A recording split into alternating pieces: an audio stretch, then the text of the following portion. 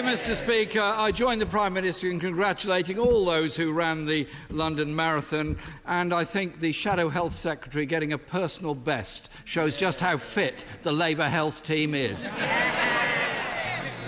Mr. Speaker, can I take this opportunity to wish the House and people across the country a very happy May Day on International Workers' Day. Tomorrow, Mr. Speaker, many people across England will go to the polls to vote in local elections. For many people, the government has delivered nothing but failure. On her first day in office, the Prime Minister promised to fight against the burning social injustices that plague our society. Yesterday, an independent government body confirmed that inequality is entrenched in our society from birth to work. Can the Prime Minister now admit that her government has completely failed to take action to tackle the burning injustices? Prime Minister. Can I first of all say to the right honourable gentleman, I'm very sorry that he didn't take the opportunity when he stood up to welcome the anniversary of the union between Scotland and England. I think I have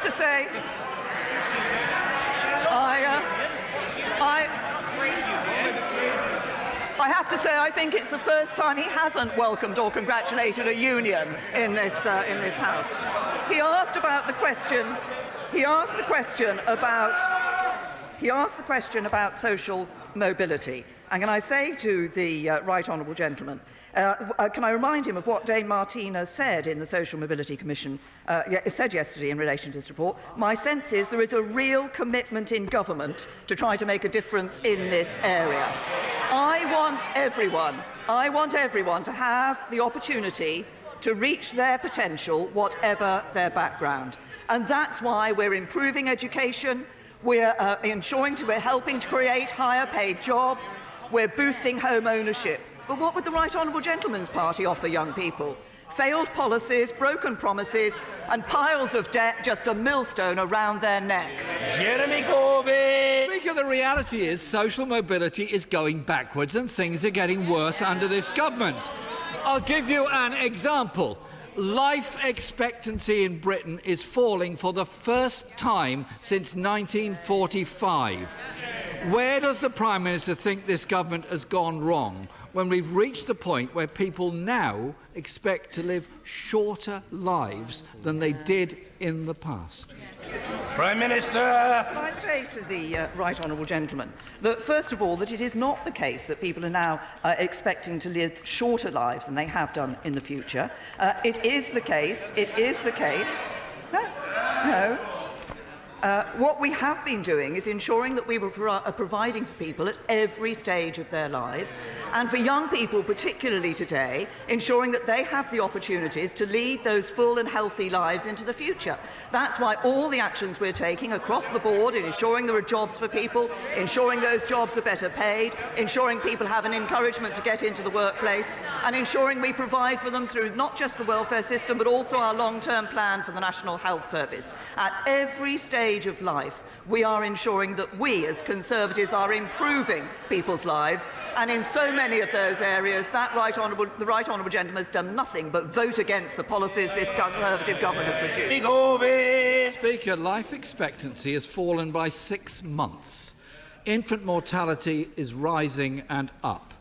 This month, we've also learnt that a record 1.6 million food parcels were given out last year alone. Under this government, things are getting worse. Does the Prime Minister agree with her Secretary of State that it's the policies of this government that has meant that in one of the richest countries on this earth, food banks are now handing out 14 million meals a year to people, some of whom are in work, who simply haven't got enough to eat? Minister.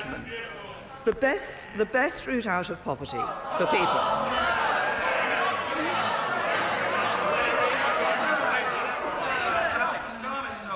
At early stage, the question has been put, and the answer from the Prime Minister must be heard. The Prime Minister.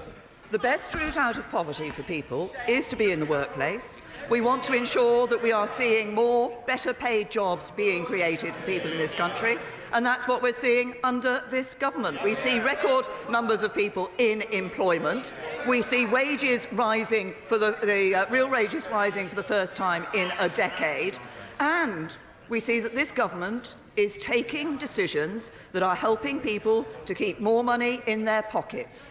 Tax cuts for 32 million people, an increase in the national living wage, freezing fuel duty. All of these have been of major benefit to people. And what did the right honourable gentleman do? On fuel duty freezes, on tax cuts, he's voted against them over a dozen times. Jeremy Corbyn. Mr. Speaker, many of those people receiving food parcels, which has increased by 600,000 in 4 years, are actually people in work because of the low wages they're on, and indeed the frozen wages for many over the past 10 years. Even our own Secretary of State admitted that universal credit has caused people to rely on food banks. Yeah. The number of older people now not getting the care they desperately need has risen to 1.4 million. Think of that, 1.4 million people in need of social care. Things are getting worse. Does the Prime Minister agree with Labour's plan to properly fund social care, or with her former deputy who wants to tax the over 50s and take away their benefits?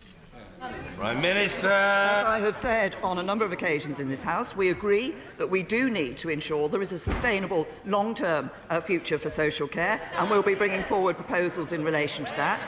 We have given councils access to nearly £4 billion more for adult social care this year. That means a 9% increase in real terms in funding for adult social care between 2015-16 and 2019-20. But it's not just about the funding that goes into social care. It's also about ensuring... Oh, no, lots of Labour members say, oh, yes, it is. Actually, no, it's about ensuring that best practice is seen across local authorities and NHS trusts. And that's why this isn't just about funding for social care for local authorities. It's also about our long-term plan for the National Health Service, the biggest cash boost in the National Health Service's history, stability for the NHS, improving social care, providing for people in their old age. Jeremy Corbyn. Mr. Speaker, the Prime Minister seems to have a head in the sand. The reality is that £7 billion has been cut from adult social care since 2010, a system teetering on the brink of collapse as care companies go into administration, and the stress on the residents of those homes and their families is unbelievable. We need a serious strategy that ensures people get the social care they need when they need it. Under this government, Mr. Speaker, things are getting worse on our streets too. Violent crime is up by 19%. Robberies up by 18%. Knife crime at the highest level on record. And 2.3 million criminal investigations closed because the police were unable to identify a suspect, I believe because they have insufficient staff to do it. Does the Prime Minister accept that there is a violent crime epidemic that has arisen on her watch and is tearing our communities and our families apart? It has to be addressed by investment in our communities. Prime Minister. Can I first of all say to the right honourable gentleman, because he made a reference in relation to care companies at the beginning of his question, with a suggestion that this was a worrying time for all those who are in the provisions that are provided by those care companies. Of course it's a concerning time for them and their families and for the employees of the company concerned. I think he's referring to Four Seasons. The Care Quality Commission is absolutely clear that there is no risk of service disruption at this time, and there should never be a gap in care for an individual. That's because of the 2014 Care Act, introduced under Conservatives in government, which places a duty on local authorities to intervene to protect individuals where their provider is unable to carry on care because of business failure. He then went on to talk about the issue of crime. And can I say to the right honourable gentleman, first of all, what we do see is that overall, under the crime survey, actually crime is down by a third. He quotes the figures from police recorded crime. He has actually been hauled up, I think, by the National Statistics Authority previously for failing to quote the crime survey and for only quoting the police recorded crime. He talks about more money being available to police. There's around £1 billion more money available to the police this year.